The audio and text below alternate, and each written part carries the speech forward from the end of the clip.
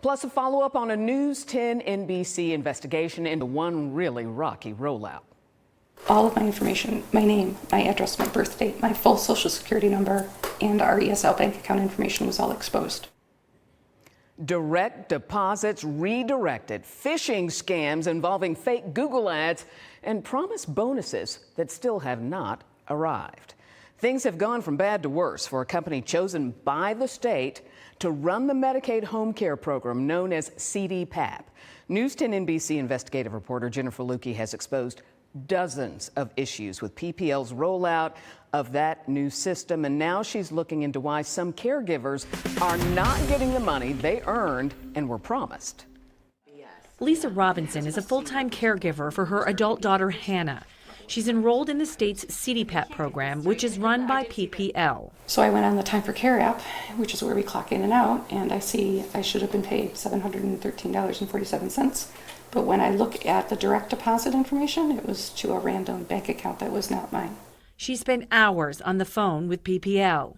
I said, I feel like my portal has been hacked. Somebody went in, changed the bank account information, redirected the money to them, which turns out to be Bancorp, which does like chime cards.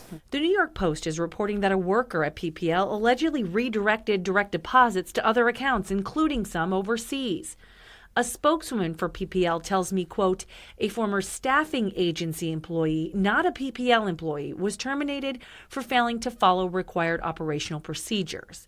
But, she says, it appears that no funds were diverted from PAs, which are personal assistants, and fewer than 10 payments have been identified to date. So then what happened to Lisa's money? Well, PPL's got another problem on its hands.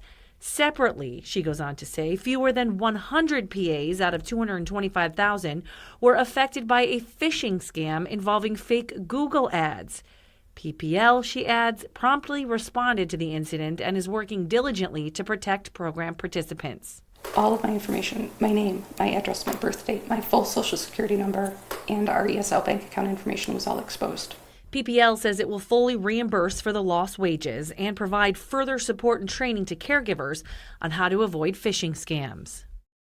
But that is not where the problems end. Caregivers who transitioned to the new PPL system before March 28th were promised a $100 bonus for doing so. But many of them tell me they never got the cash. PPL says if you didn't get a notice by March 28th saying you were, quote, paperwork complete, you didn't submit the right paperwork in time.